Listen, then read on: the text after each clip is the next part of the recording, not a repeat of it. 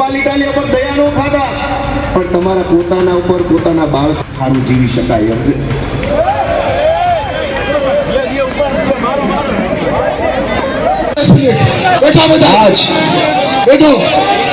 एक भी वोट कांग्रेस का नहीं, पूरा गांव बीजेपी का। और ये बैठे बोल दे कि आपका गांव में से कोई वोट कांग्रेस में जाता है, क्यों? क्योंकि हमारे गांव में क्यों नहीं है सड़क में? तो पूछना चाहता हूँ, आजादी से लेकर तक क्यों नहीं? वो बच्चियां कीचड़ से निकल के आती है। मेरी बात सुन लो, जितनी भी दादागिरी है, जितने पहलवान हैं आप, अगर कोई आपके बैकग्राउंड में कोई दादागिरी है तो बुला लेना उनको और आ जाना, लड़ना हो तो।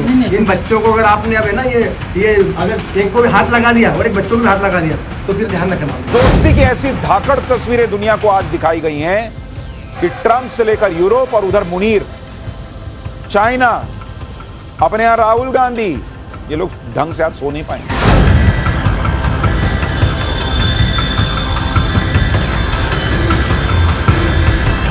दोस्तों, हालात इस देश में ये हो चले हैं कि अब भाजपाई जहां दिख जा रहे हैं वही कूट दिए जा रहे हैं। जहां जरा सा भी गुंडागर्दी करने की कोशिश की वहीं पर कुट जा रहे हैं। आज एक तस्वीर दिखाने जा रहा हूं आपको, कैसे एक भाजपाई नेता जो बताया जा रहा है आम आदमी पार्टी के कार्यक्रम में पहुंचा और जूता फेंकने की कोशिश की, फिर उसकी जो धुनाई हुई है वो तस्वीरें आपको दिखाऊंगा।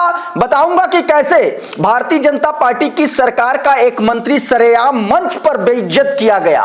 ना सिर्फ बेइज्जत किया गया, धो डाला। किसने धो डाला? उन्हीं लोगों ने, उन्हीं वोटर्स ने जो भाजपाइयों को जिन्होंने वोट दिया था। क्या कुछ पूरा मामला है दिखाऊंगा। और सोनाली खातून से जुड़ी खबर, कैसे सुप्रीम कोर्ट के जोरदार धमाकेदार तमाचे के बाद अब मोदी सरकार, दिल्ली की भाजपा सरकार घुटनों पर आ गई है। सोनाली खातून को वापस लाना पड़ा है। पूरी खबर आपको बताऊंगा कि क्या कुछ पूरा मामला है। और नफरती चिंटुओं की एक जमात जिसने गुरु और शिष्य के बीच का फर्क खत्म कर दिया, एक छोटे से बच्चे के सामने हाथ जोड़ करके प्रिंसिपल से माफी मंगवाई इन नफरती चिंटुओं ने। क्या कुछ पूरा मामला है वो आपको दिखाने की कोशिश करूंगा। और 2 कौड़ी के दलाल एंकर, 2 कौड़ी का दलाल एंकर सुशांत सिन्हा कैसे इस देश के नेता प्रतिपक्ष राहुल गांधी को मुनीर की श्रेणी में रख रहा है, देश के दुश्मनों की श्रेणी में रख रहा है, यह भी आपको बताऊंगा। लेकिन सबसे पहले जरा ये वीडियो आप देखिए। ये वीडियो दोस्तों आप देखिए कि किस तरीके से ये आम आदमी पार्टी का कार्यक्रम चल रहा था। देखिए, ये आया, इसने जूता मारने की कोशिश की और महिला ने पीछे से दबोचा और फिर जो इसकी धुनाई हुई है देख लीजिए आप।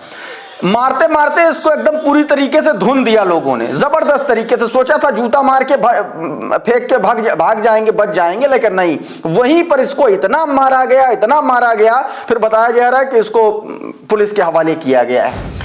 खैर, अगली खबर की ओर बढ़ते हैं। खबर राजस्थान से है। राजस्थान के एक मंत्री जी भाषण दे रहे थे और मंत्री जी के भाषण के दौरान उन्हीं के क्षेत्र का एक व्यक्ति जो भाजपा का ही वोटर था, उसने आकर के भारतीय जनता पार्टी की सरकार के उस मंत्री की एक तरीके से ऐसा एक्सपोज किया कि मंत्री जी सन्नाटा साधे सिर्फ सुनते रहे। सुन लीजिए क्या कुछ हुआ है।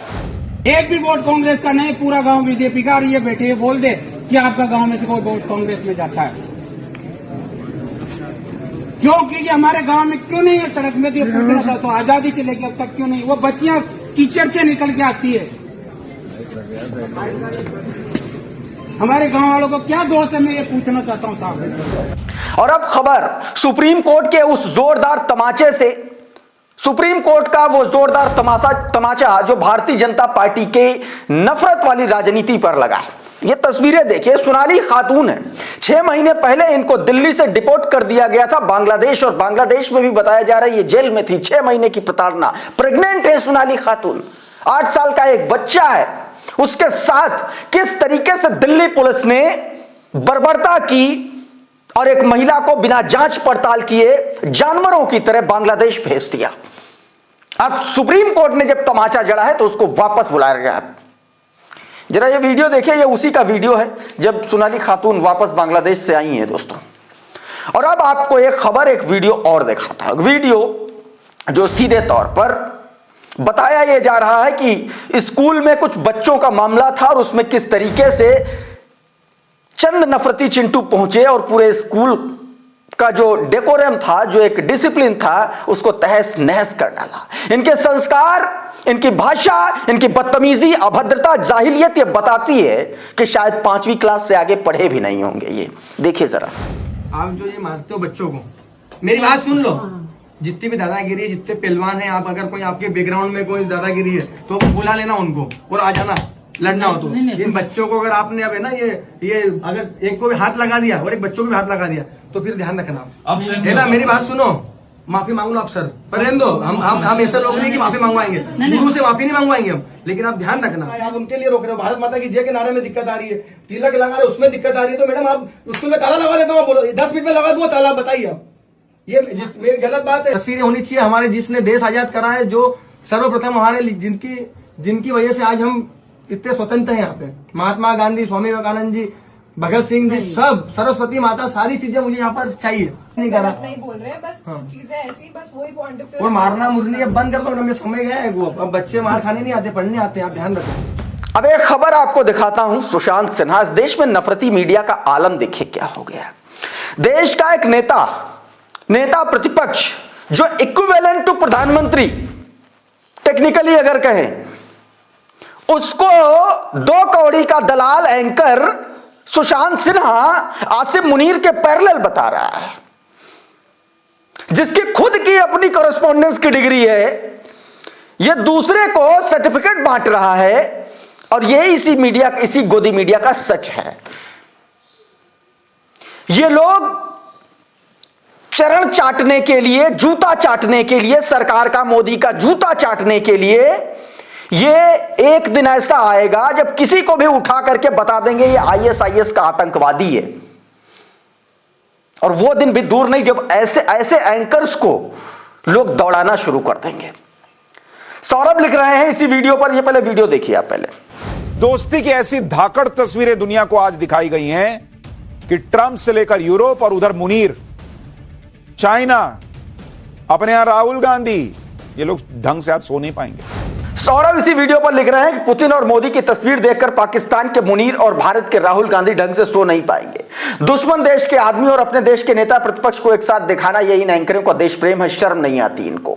मुनीर के साथ राहुल गांधी का नाम सुनकर नींद तो कांग्रेस नेताओं को नहीं आनी चाहिए, और इस एंकर पर केस कर नींद इसकी उड़ानी चाहिए। और सही बात है, इस पर मुकदमा दर्ज होना चाहिए। महेंद्र लिख रहे हैं, कांग्रेस के सबसे बड़े नेता को कोई भी चिरकुंडा भारत के दुश्मनों की कैटेगरी में डाल देता है, लेकिन कांग्रेस के पास लोगों के पास के खिलाफ ऐसा कोई एक्शन लेने का प्लान नहीं है। सरकारें बनाना, मोदी को हराना तो बहुत बात की बातें हैं। कांग्रेसियों को सबसे पहले तो अपने ही मृत आत्मसम्मान को जिंदा करना पड़ेगा। गोदी मीडिया की एक और हरकत, तथा कथित सो कॉल्ड ग्लोबल इंटरव्यू बेचा गया। आज तक द्वारा पुतिन का इंटरव्यू किया गया, तमाम सारे ट्विटर हैंडल्स को बताया ऐसा जा रहा है कि पैसे दिए गए उनको प्रमोट कराने के लिए, और प्रमोट करने वाले वो क्रांतिकारी ट्विटर हैंडलर्स जो भाजपा और गोदी मीडिया को दिन रात गरियाते हैं, वो उन्होंने ही प्रमोट किया। आज तक के इस इंटरव्यू को अलग अलग लैंग्वेज में पूरा टूल किट चला, और कलीपुरी जैसे लोग, अपने आप को पत्रकार कहने वाले लोग, चांदी का चम्मच लेकर के पैदा हुए ये लोग, इनके पास एक सवाल सिर्फ है। सवाल, आप थकते क्यों नहीं हैं? सुन लीजिए आप। So we've been shadowing you for 3 days and we see how hard you've been working, as hard as our Prime Minister. Do you ever take a break? And are you going to get a break in the New Year and Christmas that's coming? अब मुझे ये समझ में नहीं आ रहा कि गोदी media anchors के पास ये जो सवाल है, क्या इतना इंपॉर्टेंट है? क्या इतना इंपॉर्टेंट है कि कोई थकता क्यों नहीं है, कैसे नहीं है, यह जानना ज्यादा जरूरी है किसी भी बात से। बढ़ते हैं आगे, कर्नाटक ले चलते हैं। यह तस्वीर देखिए, छात्राएं बुर्का पहने तो भगवा गमछा डालकर पहुंचे छात्र कॉलेज में बवाल। ये कर्नाटक की तस्वीर है, और यह तस्वीर ये छात्राओं की है। जब बुर्का पहन के छात्राएं कॉलेज पहुंची तो ये जो है छात्र जो है भगवा गमछा डाल के चढ़ाने के लिए पहुंच गए। काबिश अजीज लिख रही हैं कि वो दिन दूर नहीं जब बराबरी के लिए ये लोग खतना भी करा लेंगे। कर्नाटक के कॉलेज में छात्राएं बुर्का पहन कर रही थी तो कट्टर हिंदू छात्रों को बुरा लगा और वो भगवा गमछा पहनकर आने लगे।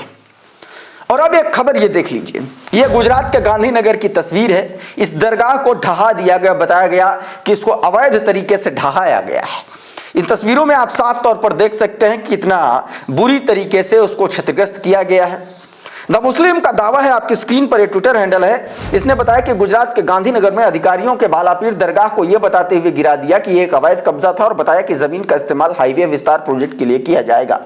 उन्होंने कहा कि विरोध या टकराव को रोकने के लिए यह कार्रवाई गुप्त रखी गई है या तोड़फोड़ हाल के दिनों के इलाकों में धार्मिक और अन्य कथित तौर पर अनधिकृत ढांचों को हटाने के बाद हुआ। इस बीच दोस्तों, उत्तर प्रदेश का कप सिरप कांड लगातार सुर्खियों में है। दावा यह किया जा रहा है, जरा ये दो खबरें देखिए, हेडलाइन देखिए, जिसमें बताया गया करोड़ों के खेल के लिए खुद को दुकानों पर नौकर दिखाया। ऐसे ऐसे लोग, सोचिए, बड़े बड़े माफिया, बड़े बड़े मेडिकल माफिया, मेडिसिन माफिया किस तरीके से लूट कर रहे थे योगी आदित्यनाथ की नाक के नीचे, और अभी तक बुलडोजर सन्नाटा साधे बैठा हुआ है। एक और ये खबर देखिए, कई सहायक आयुक्त और ड्रग इंस्पेक्टर पर शिकंजा भी कसेगा। मतलब सालों साल बच्चों की हत्या करते रहे ये लोग और उन्हीं हत्याओं पर नोटों की गड्डियां सेंकते रहे और योगी आदित्यनाथ की सरकार को कानों कान भनक नहीं लगी। किस तरीके से पूरा का पूरा सिंडिकेट चल रहा था।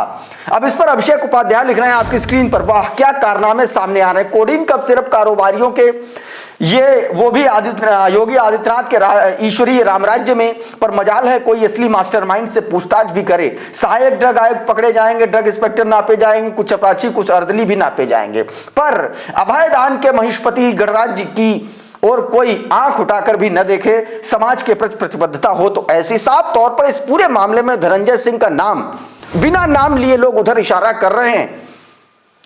क्या सच है क्या झूठ है, लेकिन योगी आदित्यनाथ पर यह दबाव है, यह आरोप है कि उन्होंने जाति विशेष की वजह से उन पर एक्शन अभी तक नहीं लिया। खैर, एक और खबर देखिए, यह खबर देखिए, यह जो स्क्रीनशॉट है, यह बताया जा रहा है कि अमिताभ ठाकुर जो रिटायर्ड आईपीएस हैं उत्तर प्रदेश के, उन्होंने भेजा है किसी अधिकारी को और बताया कि किस तरीके से लखनऊ में अवैध घर उसी कोडिन कफ सिरप की कमाई से बनाया गया, वो भी नियमों को ताक पर रख करके जांच कराने के लगातार व्हाट्सएप पर बात कही जा रही, लेकिन नहीं, कोई एक्शन नहीं हो रहा। ये अमिताभ ठाकुर कर रहे हैं। द न्यूज भास्कर लिख रहे हैं, ऐसे वक्त में जब उत्तर प्रदेश में बुलडोजर जस्टिस के डर से लोगों ने बोलना छोड़ दिया है, अमिताभ ठाकुर लोकतंत्र को बचाने के लिए लड़ाई अकेले लड़ रहे हैं। कप सिरप कांड को लेकर के अमिताभ ठाकुर का कहना है कि उन्हें कुछ बड़ी इंफॉर्मेशन मिली है। उन्होंने धनंजय सिंह के साथ साथ बिहार के एक मंत्री के बारे में भी बयान दिया। आप सोच लीजिए कितना बड़ा ये सिंडिकेट है। दोस्तों, अभी के इस वीडियो में बहरहाल इतना ही। बहुत बहुत शुक्रिया, बहुत बहुत धन्यवाद। आप जुड़े रहिए आपके अपने चैनल द लाइव टीवी के साथ। नमस्कार। द लाइव टीवी, सच सबसे आगे।